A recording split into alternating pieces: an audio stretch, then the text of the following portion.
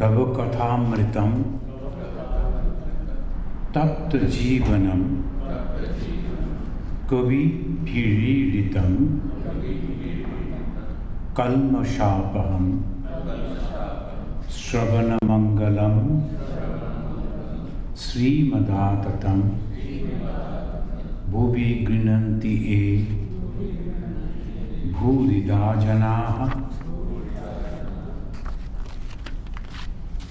The Bhagavan Sri Ramakrishna, he is having the dialogue with the devotees, and it was the time of the Durga Puja, the great festival, and we were reading from the page 561 of the Gospel of Sri Ramakrishna, and he said, live in the world like a mid-made servant.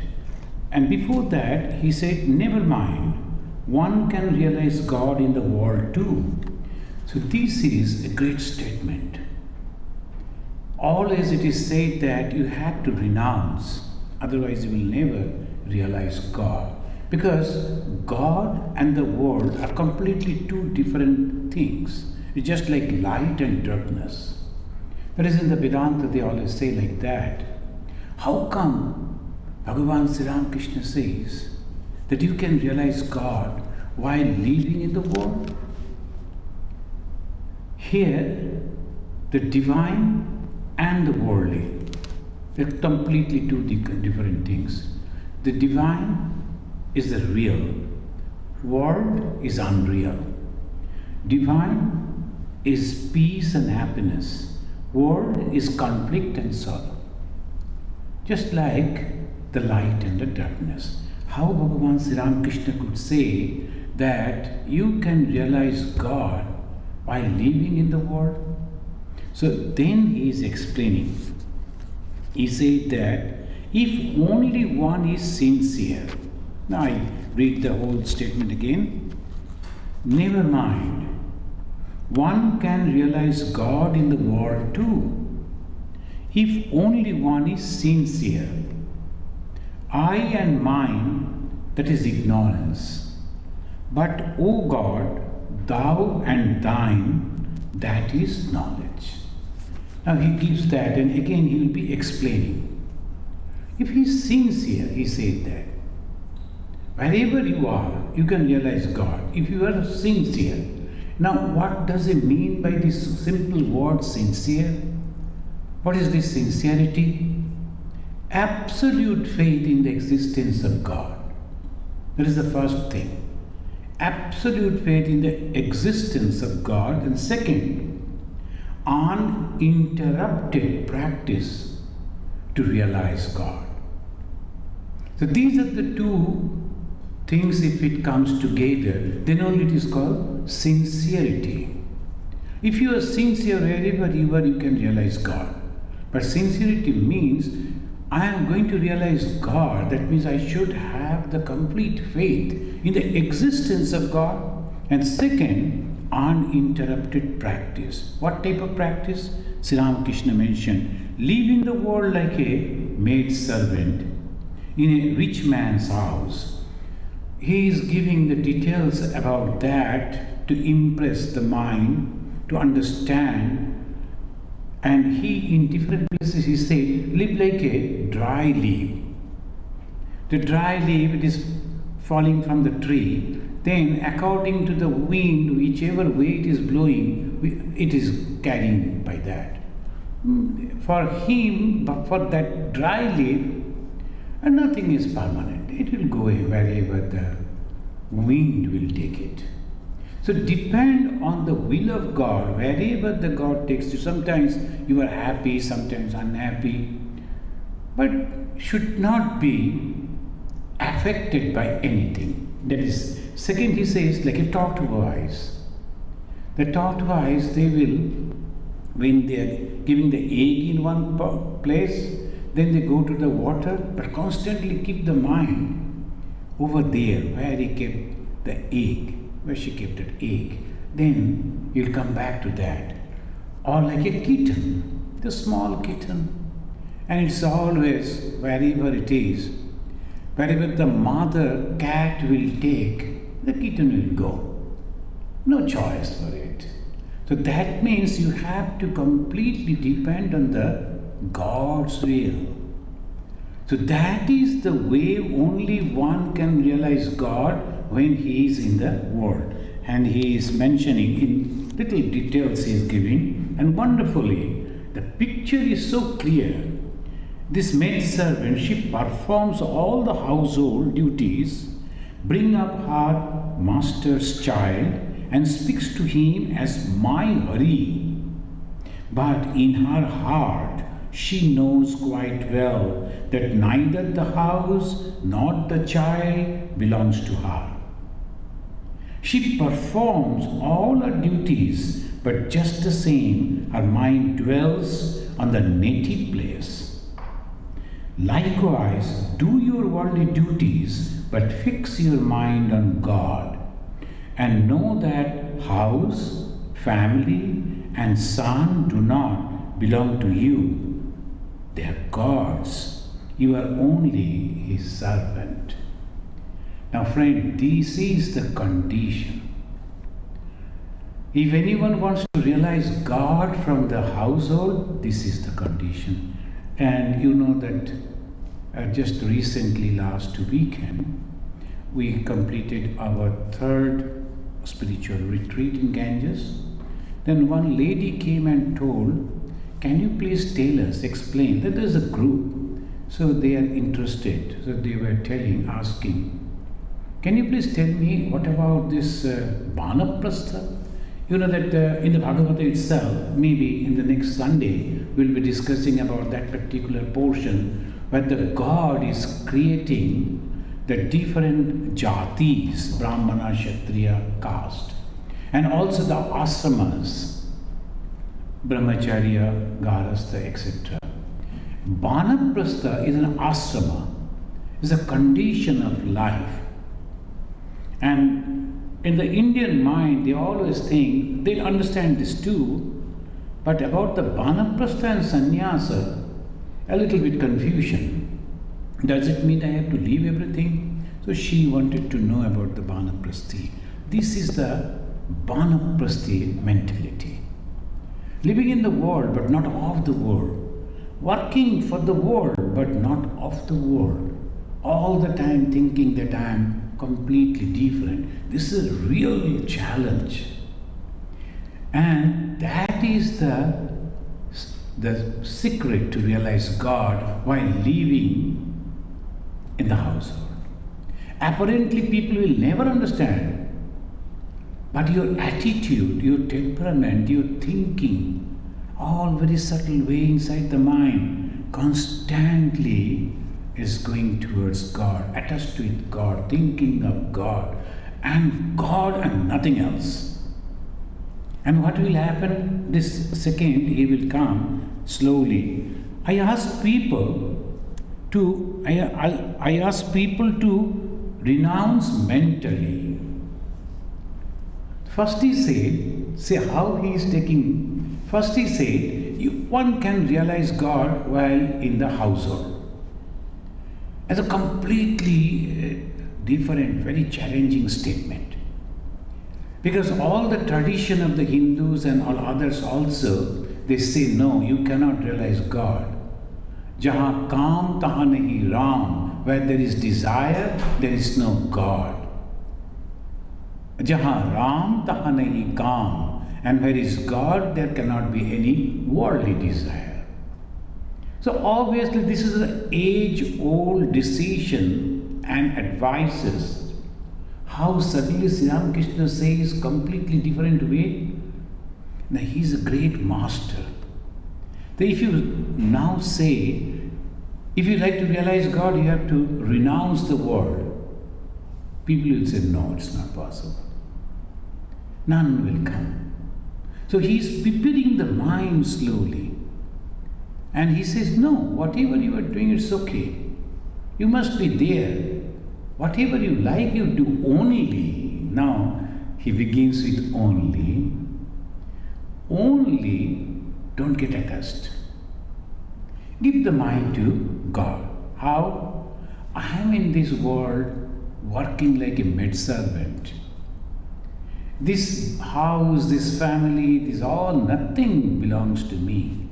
See, when someone is getting a job in an office, or this is my office, all the time a card is hanging, this is our, then suddenly one day they say you are fired for no reason. America is a free country.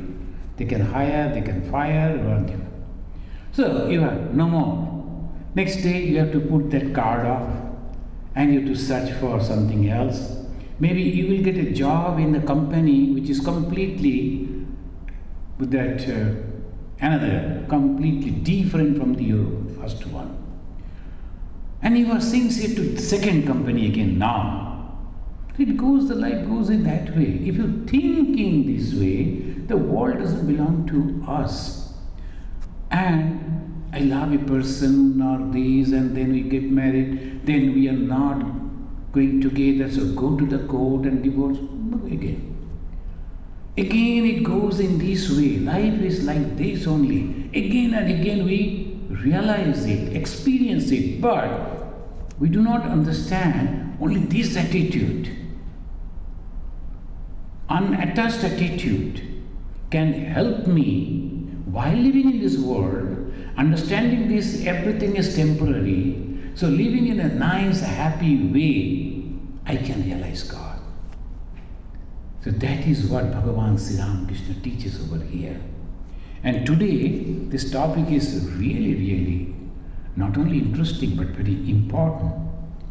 I ask people to renounce mentally. This is the second para he said. I do not ask them to give up the world. I do not ask them to give up the world. If one lives in the world unattached and seeks God with sincerity, then one is able to attain Him, H capital. Can attain Him, the God. How? Sincere and unattached. These two, that's all. Sincere means having the complete faith in the existence of God and uninterrupted practices to realize God. And in the practices, what is that? Unattached. I don't belong to this world. I do everything. And then nothing. I have in America, I really like people, the moment the summer comes, immediately they will prepare for the garden and the fruits are coming, the flowers. And then after a few months, slowly gloomy and the snow and all those things goes away. People are also not unhappy. Oh, whatever that cultivation, everything we have harvested, everything is over now. They'll be waiting for the sunny day again. No problem. The same way in the human mind also, there's no problem for me. And how it is possible? In the third stanza we will find he is telling that there was a time when I too would meditate on God with my eyes closed. Friends, we have to attentively understand this. Simple sentences, only few sentences. But that is the gist of the religion. There was a time when I too would meditate on God with my eyes closed. Then I said to myself, does God exist only when I think of Him with my eyes closed? Look at it. Eyes closed means withdrawing all the senses from the sense objects. Those who are understanding the Hindu philosophy, you know, these 5 organs, it goes out to 5 objects. Rupa, Rasha, Shabda, Sparsha, Gandha. And I close my eyes means all other also. The ear, the nose, the touch, the tongue. I close all those 5. Which is the sources of collecting information from the world. I close all that. And then where I send my thoughts, my mind, to God only. Most of the time, the people, they are mad for that. Why? Because so much of, in the mind, each and every one, if the doctors, they can put that machine, they will see it is just jumping like this. So what different type of minds they have explained. In this last retreat, one of our Matajis were explaining that too. The mind is jumping and stabdha, then sometimes it is just dull, like this it goes, the four conditions. And in this condition, I am withdrawing my mind, getting little peace. And the modern society, people are mad for meditation. Everywhere, meditation. Everywhere. Why? Because so much of suffering in the mind. I cannot control my mind. So this is one condition. They must try to withdraw the mind. Then, when a person is advancing in the spiritual life, this is the statement. Bhagavan Sri Ramakrishna disclosing. When you advance in spiritual life, the thing that you were doing, now undo it. There was a time when I too, Sri Ramakrishna too, would meditate on God with closed eyes. Then I said to myself, does God exist only when I think of Him with my eyes closed? Doesn't He exist when I look around with my eyes open? This is spirituality. The previous all other things, the practices are religion. But this is spirituality. What is the spirituality? I see God in everything.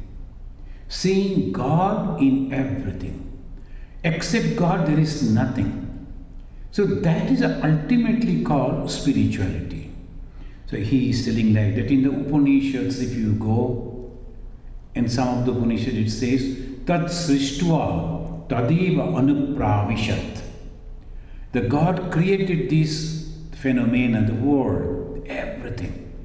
Then he entered into it as if otherwise is nothing but if the consciousness is not there, how it will survive? So everything having that consciousness. And sometimes consciousness is palpable. You can understand, you can see, you can feel. Like the animals, the birds, the best is the human being. They can think, they can ponder, they can discriminate, and they can meditate. It is the only human being can meditate. Sometimes some people will say the great Hanuman of the Hindus as a Mahavira. In that epic they say that he is an animal like the monkeys. No, he is not. He is a great yogi. Only used to dress like that. That was the old time traditions. The different tribes, they used to take one type of animals or birds, even among the local people also. Here in America you find that. Sometimes the birds, sometimes these and that. So they accepted that particular and became a clan, Hanuman. So whatever, only human being can control the mind. Now this is the highest condition.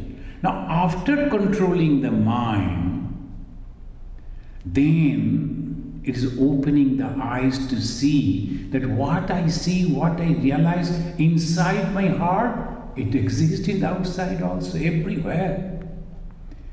Now, when I close my eyes and see that God within my heart, and sometimes some people can control the mind and see their heart lighted, and the chosen deities sitting over there, and people are so happy, they don't like to open their eyes, they like to go deep and deep into meditation. But that is not the end of it. Then they open up and see God in every being. And that is why the Upanishad says, Ishavashyamidam sarvam yat kincha jagattam jagat. Isha Vashyam covered the whole universe with the existence of the God, the consciousness. Everywhere, that consciousness, that God. Now think of the difference. When I am sitting over here, closing my eyes and getting a little view of the God, and I am so happy that if I get that particular happiness, the joy in every moment of my life, imagine that. Whatever you see, you hear, is nothing but God. And in a beautiful sloka is there, and it says, whatever the sound that you hear is nothing but the God, the Omkara, whatever sound. That particularly the tantrics, they are mentioning. And when you are going to the city, going around to different places, think that you are surrounding actually the holiest of the holy shrine. And whatever you are eating, think that you are getting the prasad. When you are sleeping, think that you are sleeping on the lap of the Divine Mother. That means what? Every moment of your life. So when we practice spirituality, we consider only morning and evening. But that is only the beginning. Then it grows. Only day before yesterday, one young lady, she rang me, and just in a conversation she told, when I go to my bed, before that I take the japa, I do japa. Then after that, suddenly in the midnight when the sleep broke, I heard that mantra is going on. I am not repeating, but inside my mind the mantra is repeating. So I congratulated her. That is a very advanced stage, very good stage. Now you have to hold it constantly. Then one after another stages will come. Then there will be lights. Then there will be joy. And the people will appreciate you. People will come and touch your feet. They will pay respect. Then along with that will come again Maya. And will give you lot of ego. Hey, I am the holier than thou. I am holier than the bus. Again, you go back to square one. Start from there. So one must be very, very careful. The advances in this life is a very slippery path. So it says that you are walking on a razor's edge. And it is very long. You do not know when it is going to stop. But in every step you will find joy if you are sincere again. So Sri Ramakrishna, I must say, when he says, it is called Brahma Abhyasa. This is the terminology. Abhyasa means practice of what? Brahma. The Dvaitavadi, the dualist, they are very simple. They will come, they will do the arati, offer food and pray and cry and take the name of God. There is no passion. They are practicing. If you go to any Vaishnava and they will be singing for 4 or 5 times Kirtana in the morning and then second time again at 10, 11, then before the lunch and again afternoon, again in the evening, 4 or 5 times. So I went and spent some time with them and I found that is their routine.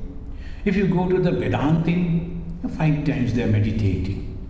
Early morning they will get up and they will meditate. Then they will go out for some food. Again they come, they offer that food to the Supreme Lord and they meditate. After after the little rested, they will get up, again meditate. Again in the evening they will meditate. Before going to bed they will meditate. All the time they are yogis. But those who are practicing the Advaita Vedanta, Brahma Abhyasa, they are practicing the Brahman in everything. How they will do? Sri Ramakrishna is mentioning. Does God exist only when I think of Him with my eyes closed? Doesn't He exist when I look around with my eyes open? Now, when I look around with my eyes open, I see that God dwells in all beings. He is the indwelling spirit of all. Men, animals, and other living beings trees and plants, sun and moon, land and water. But this is Hinduism. Hinduism means everything. No place is unholy. Everything is holy. Everything. So this is Hinduism. When you are practicing this, this is called Brahma Abhyasa. When you are pouring, you are standing below that and taking the bath, and water is falling down, pouring on your head, and if you think that I am pouring water on the Shiva, Aham Brahmasmi, Aham the Shiva, Shivoham, Shivoham. I am now worshipping the Shiva, bathing the Shiva, cleaning the Shiva. Your body. But you are thinking that this is nothing but the Shiva, free from everything, all malice. This is called Brahma Abhyasa. Before taking the food, imagine the food and the hand that is taking the food from the plate and the mouth that is eating, everything is nothing but the Brahman. So this is called Brahma Abhyasa. Brahmarpanam Brahmahubi, it goes. And many of our devotees, they are very much fond to learn this particular, and they are very happy. In the houses also they practice. But you have to understand, this is the core of Brahma Abhyasa. You are thinking that, in Ramakrishna mission, before, in the hostels, when they take the food, serving the food, and we ask the students to wait, then someone, the leader, he will go and start Brahmarpanam. All are supposed to say the Brahmarpanam, then start the food. Otherwise, the 167, 600, 700 people, they're taking, some is finished and some is starting. To keep that discipline, we impose this. And some of the boys, they don't understand what the words are. But you have to practice because that is the system. So they will say, like that, along with the sound. And you can distinguish who is saying what. So, when they used to, you are supposed to close your eyes and fold your hands and say, and in that condition they will simply keep some going on, making some sound, then they know who is going to understand what I am doing. As a warden, I used to go, what he is doing? If the lip, if you observe, then he is not actually Brahma, Pranam, the lips will do it. Now he is only little open and some sound. I went less close to him, from the back I heard, then everything is over. He was very happy, he wanted to touch the food. I told him, hey, can you please repeat the first sentence? Then I told, okay, tomorrow I like to hear that you can pronounce properly. So this is all the time goes on. Just repeating on do. This is the highest practice. This Brahmarpanam, Brahmavi, this is the Brahma Abhyasa, the highest practice. Even the food, when you are hungry, the food is there. Before that you are thinking, I am that Brahman, this food is also Brahman, everything is Brahman. So Sri Ramakrishna is telling, and now when I look around with my eyes open, I see God dwells in all beings. He is the indwelling spirit of all. Is the body? No. Indwelling spirit of all. This is the important word. Sri Ramakrishna never ever made any false statement, any mistake in mentioning anything. This is the speciality. The philosophers could not find any fault in him. Even the Shankaracharya mentioning something to someone else, Ramanuja came and he told, no, why Shankara is mentioning this thing, explaining in this way, it should be in this way. But when Sri Ramakrishna is speaking, none of the other philosophers could find out any mistake. Not only that, all the present day preachers, all of them, They are using the expressions and the words of Sri Ramakrishna, but unfortunately without recognizing that. Many of them, most of them, using this idea. Nothing wrong, idea should be spreaded, that's the thing. The Swami Vivekananda came, he never mentioned about the name of Sri Ramakrishna. Much afterwards only, when he became very familiar, then he said about my guru. Some devotees, they were asking him, so he gave a lecture. But on Sri Ramakrishna, it is not the person, but the ideology. And look at the other people, only the person is very important. If the person is not there, no philosophy at all.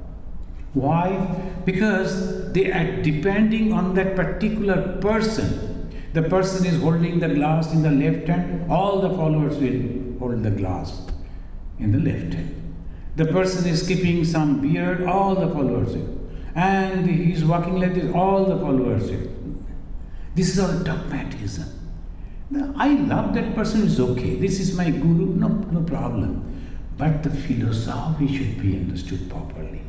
Otherwise, nothing can continue. The one person, charismatic behavior, character, and people gather around him, is a very good speaker, and then all people, they come, they donate, and huge institution they built up, and afterwards when that particular person gone, then what happens to that? So they don't understand this. It's the philosophy, it's the ideology that should be continuously practiced. A person who has practiced those philosophies in his own life and propagated well, that should be the ideology. We will follow him. But his ideologies should be followed. So this sometimes people do not understand. They go for the person, and person is only for temporary. So this Sri Ramakrishna is telling, I see God everywhere. Why do I seek Shivanath? Shivanath is one of the leaders of the Brahmas. He never, it seems, never liked Sri Ramakrishna. See, sometimes I say from here that how we will know a person is spiritual, the two things will obviously be there in his character. One, no jealousy at all. And secondly, love for everyone. There is no selfishness, so why no question of jealousy? I know this world is very temporary. Somebody is getting this and that. Why should I be jealous? Nothing. I should not. That is the first quality. Sri Ramakrishna was so happy. Shivanath, he was a completely different, the religious path that he was following, Brahma Samaj. They used to criticize the traditional Hindus. They used to criticize even Sri Ramakrishna as because he was following the traditional Hinduism, not without understanding him properly. Sri Ramakrishna is to love him. Sri Ramakrishna is to go to that person. Now why? Now he is explaining. Why do I seek Shivanath? Now we should listen it very carefully. He who meditates on God for many days has substance in him, has divine power in him. So this is the thing. Sometimes when we are meditating, you will find this. Even someone in your family who is meditating and a little the bent of mind for their spirituality, religion, other family members will respect him or her. So this is the thing. Why? When you are meditating for a long time, many years, and now, what is this meditation? And here I was trying to understand it myself. The God loves those who meditate on God. The meditation means withdrawing the mind from the sense objects and concentrating on God. First step. Second, when the mind is focused on God, the object, it adopts the qualities of that object. Second step. And meditation on God slowly transforms the meditator into that godly qualities. So God loves God only and nothing else. God loves God only and nothing else. So this is the main word. Aham sarvasya prabhavo. Matta sarvam pravartate. In the Bhagavad Gita, 10th chapter, 8th verse, it says, I am the origin of all. From me everything evolves. So except God, nothing is there. Now the question is, shall I go for the God's creation or for the God Himself? This is the choice before you. If you choose the God, then you become God. And if you choose His creation, for some days you will enjoy that creation only. This same thing was enacted in the life of two persons, Arjuna and that, what's it called? The Kaurava, Duryodhana. The Duryodhana and Arjuna, both of them, they went to invite Krishna. Then the Krishna told, both of you have come, I have to give something to each of you. Okay, now there is an option. One side I will be there and I am not going to fight. Only I will be there with you, that's all. And in another side, highly trained, my soldiers will be there, thousands of them. And first option was given to Arjuna. And Duryodhana was surely thinking, oh my God, this is very bad. Of course, he was arguing, I have come first. It should be first option should be given to me. Thinking Arjuna will take all the thousands, very well trained, well armed soldiers. Who is going to take this unarmed person? Arjuna never saw Krishna as a person, he saw as a God himself. And that is why afterwards in the Bhagavad Gita we find Sri Krishna is telling, I am Arjuna among the Pandavas. The Arjuna was the part of Krishna himself. Arjuna chose Krishna. Krishna told, but remember, I am not going to fight for you. I am not going to pick up any weapon. In the warfield, I will be just with you. Okay, I can drive your chariot, that much I can do. Arjuna told, no, I want you. And Duryodhana was very happy. What a fool he has chosen. And what happened ultimately? It was proven that Arjuna was the perfect person, very correct. So God has created this universe and then separated him from that, and option has been given to the human being. This is the challenge in the human life. God says, now they both are there. I am here, sitting quietly. If you come to me, come to me. And if you go to that, no problem for me. And those who are choosing the world, they're suffering. God's thing, no doubt.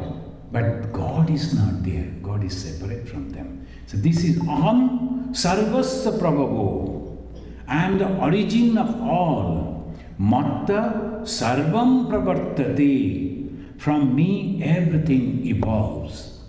So why a person meditating for a long time on God, attracting the God's mind? Because he is transforming himself, she is transforming herself into godlyhood. So God loves God only. So that is the topic of the today. So Sri Ramakrishna is mentioning, and he is mentioning in this way. Further, he who sings well, plays well, has mastered any art, has he in him real substance and the power of God. This is the view of the Bhagavad Gita. And we find in the Bhagavad Gita also, 10th chapter, all God. The all power is nothing but God. Sri Ramakrishna never read Bhagavad Gita in that way, but he knew the whole thing. And in right time, he was utilizing and reminding us that if you go in the 10th chapter, Bhagavan is telling everything that you see, the best, everything best is me. Some of the people, they are so good in instrumental music or the vocal music or the dances or in different things. But the problem is they think they are doing it. So they suffer. If they could think that God has made me the instrument to express, they would have been elevated to the divinity. This is the only difference. There is a great actress, the Suchitra Sen. Many of the Indian people, they have heard. Suchitra Sen, even today also the old cinema, she was a really beautiful lady, and the acting was so natural and normal. Even today, if her picture is coming with Uttam Kumar, then people won't go to any other movie, they will all go to see that. A time came, she understood that my beauty is slowly going away and I won't be able to do that, charm the people with that physical beauty. She retired. She knew the time when to retire. She retired. Took the initiation from the Ramakrishna mission. And very secretly she used to go and meditate in the old shrine of the Belur Math. And used to go and sit with the elderly Swamis to discuss about the spirituality. Years together, years together. Once I met a gentleman, a lawyer. She was living in the same building. The gentleman told, do you like to see her? There's a name, Suchitra Sen. And Suchitra Sen, the actress? Yes, she'll be coming to meet me. You know what happened? Suchitra Sen came. The moment he saw me, I was a young monk. She came and immediately bowed down and told, you are coming from my guru's house. She never knew me, and I was much younger than her age. You are coming from my guru's house, she said, and touched my feet. And she was cleaning the chair where I was sitting. Please sit now, please do this. And she was thinking how to serve me. That much love for, not for the person, but for the ideology. All through the life, never came out again. And then when she passed away, thousands of people thronged over there. Now, not as an actress, but as a spiritual personality. See how she elevated into that. Whatever the beauty the God gave me, I utilized for the service. Then also the qualities I dedicate to God, whatever the qualities I was having. So this is what is called the practice of Vedanta. In the Bhagavad Gita and also in the Chandi, you'll find that 5th chapter, 55 verse, Sri Ramakrishna mentioning here, Ya Devi Sarvabhuteshu Kanti Rupena Samastita Namastashmai Namastashmai Namastashmai Namo Nama. Kanti Rupena, beauty. And sometimes some people are so beautiful. Why? From the past life, they got that beauty. So even that is also the manifestation of the God through that beautiful body and then beautiful mind. Everything, whichever we see the best, only it should go in the credit of God. If one can constantly feel in that way, then there's no problem. Wherever he or she is, in whatever the responsibility in the worldly life, for sure they're going to realize the God. And then Sri Ramakrishna mentioning about a person, and he said that Kedar is a gentleman, is a very devoted. he was telling, Kedar is so good and he has a beautiful nature. Then the Vijay Krishna Goswami, he said, at Dhaka, he is constantly talking about you. He is always eager to see you. Now, in the Bhagavad Gita again, we find that Sri Krishna is telling that devotees are those who are exchanging, here they are expressing only about me to each other. They are talking about me with each other and then getting the joy. So when two devotees are meeting, they always talk about, have you heard about that thing or read that book and the beautiful expression and this thing, that thing. They'll be talking about that. The more and more you talk about the spiritual thing, more and more it goes down to your mind. It's settled over there.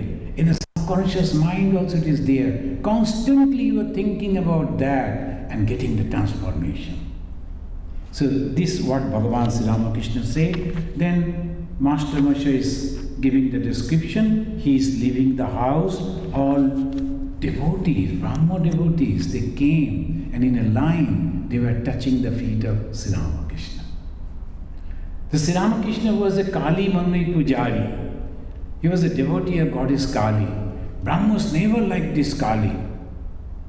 But now we find that they understood that it's a completely different personality. So they all came to touch his feet. Now, another description he is giving, Sunday, September 28, 1884. Sri Ramakrishna in the Other's house. Other was a rich man. He was in a very good position working. Sri Ramakrishna used to go to these people because they could afford other people also.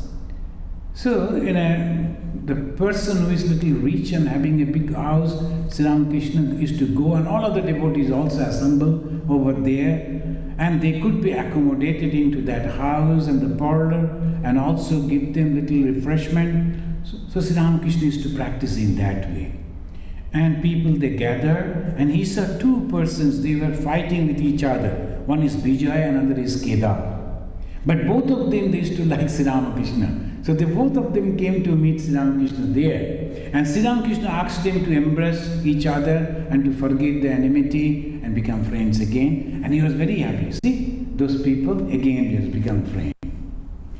If you have an enemy anywhere, if you are not liking some person, every time in your mind, it will be always thinking, oh, why he is there, why she is there. So it is better to accept each and every one as friend. He feels in this way, troubles in this way, but I don't have any problem with that. Your mind is free from that. That is also one of the practices of the spirituality. Then the Master Masha is mentioning one thing. Narendra was seated in front of the Master. Master means Ramakrishna. Narendra is afterwards Swami Vivekananda. He was about 22 years old. Master Masha is giving the account of 1884, September. And that time Narendra was 22.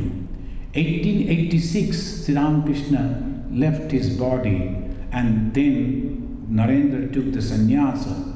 So at the age of 24, he took the sannyasa.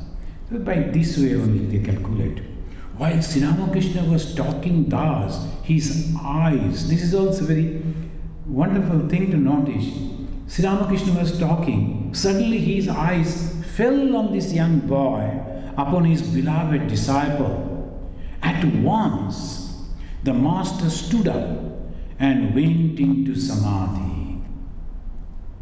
Because the Narendra himself at that time, he was not aware about him, but Sri Ramakrishna knew him. Yesterday only we were just celebrating the Tithi Puja of Ramakrishna Nandaji. He used to love Sri Ramakrishna so much. So afterwards, when he took the sannyasa, they gave that monastic name Ramakrishna Ananda, the one who feels joy in Sri Ramakrishna. When they were two brothers, when both of them they came to Sri Ramakrishna, Sri Ramakrishna told, I saw you in the group of Jesus Christ. 2000 years before what happened. And it was proved that they really loved Jesus. And these two brothers, afterwards, both of them became sannyasi, Saradananda and Ramakrishnananda. Ramakrishnananda was very good in mathematics. So both of them were very good students. And they used to study in a very famous college in Calcutta, English medium college in those days. And they became, Sri Ramakrishna introduced them with Narendranath. Narendranath was in the Scottish church, that was also under the Scottish people. And these three became very close friends. They used to go on talking about the God. And sometimes it so happened that they came to visit Narendra's house. These too young. And Narendra told, hey, it is now evening. Let me go to see you off to some distance. So they'll be again going, talking about God, about Sri Ramakrishna, about spiritual life. And almost they will reach to the destination of these two brothers. Then these two brothers will say, oh, now it is dark. You alone will go back. Let us also go. So almost half the night they will be going like that. And they became so close friends. At that time, age was 22 years. So this Sri Ramakrishna is telling the moment he saw Vivekananda, the Narendranath, he stood up and went into Samadhi. Slowly his mind came and he was telling Satchidananda, Satchidananda, Satchidananda. And then he immediately said, no, it is the day of the Divine Mother, Ashtami. That was the Durga Puja day, not Satchidananda. It is the day of the Divine Mother, the giver of the bliss of divine bliss. O Mother, full of the bliss of divine inebriation. Sare Gama Pada Ni. It is not good to keep the voice on the Ni. Ni means Satchidananda all the time. It is not possible to keep the mind so long. I shall keep it on the next lower plane. When the Satchidananda, Satchit Ananda, existence, knowledge, bliss, that is the ultimate. But mind should not be there. It's not possible to be there. So bring it down and say, Mother. The Advaita, then comes there are different planes of consciousness. I will conclude with this. There are different planes of consciousness, the gross, the subtle, the causal, and the great cause. Karana Sharira, Shukshma Sharira, Stula Sharira. The same, the mind also. Gross we can understand, manifested. The subtle at the back of it, when we are planning to perform something, to do something, we think about that, make the program, planning. That is the subtle one. And why we are doing it? That is the causal. So now we are thinking that we will celebrate Durga Puja. So why? Because the Durga Puja that brings joy to the people and elevates in spirituality. So the cause to perform the puja, organize the puja, is to elevate the mind to the divinity. First, the causal. Second, the planning, subtle. Then the cross thing. The people will come, the devotees will offer food, and we will offer flower, and the puja will go. So 3 stages. That is constantly going on, but we are only aware of the gross. And if we can understand the subtle and the cause, things will be already solved. So we will discuss about it maybe in our next discussion.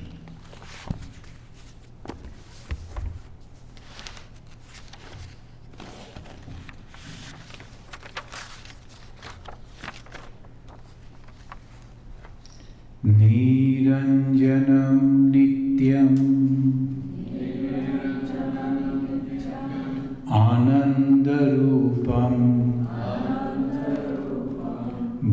Bhaktanukampa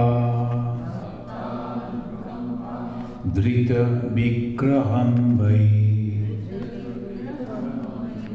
Ishavataram Parameshamidyam Tam Ramakrishnam Shirasa Namamaha.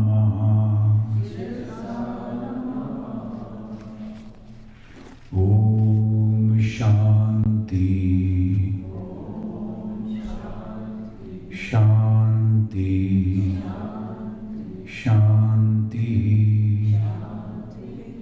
Hari Om Tat Sat Sri Ramakrishna Arpanamastu.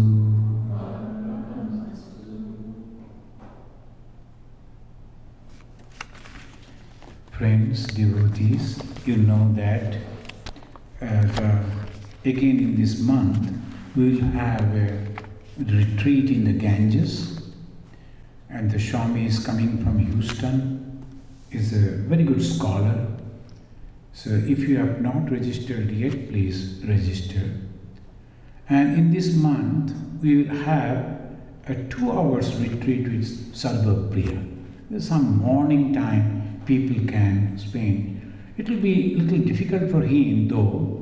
He is coming to attend the program in the Hindu temple Lemont, and then the Saturday he is supposed to leave.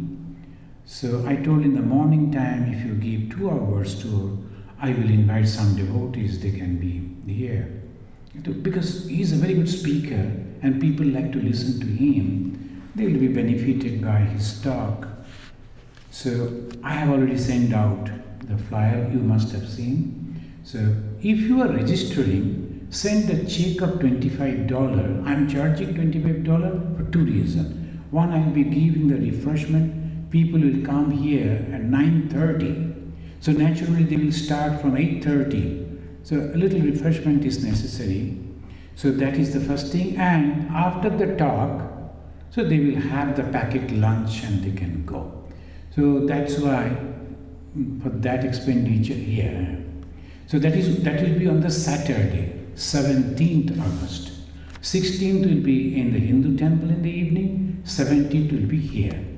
So please go and read that, and then please send the check. Why?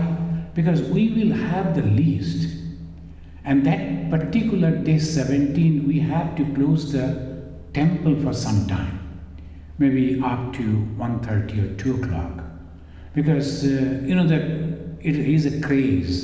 A lot of people may come.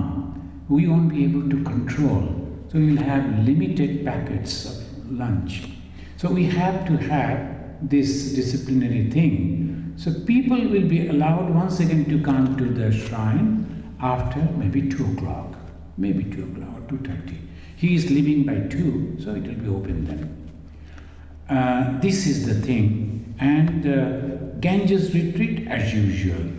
Please register and come over there. Thank you.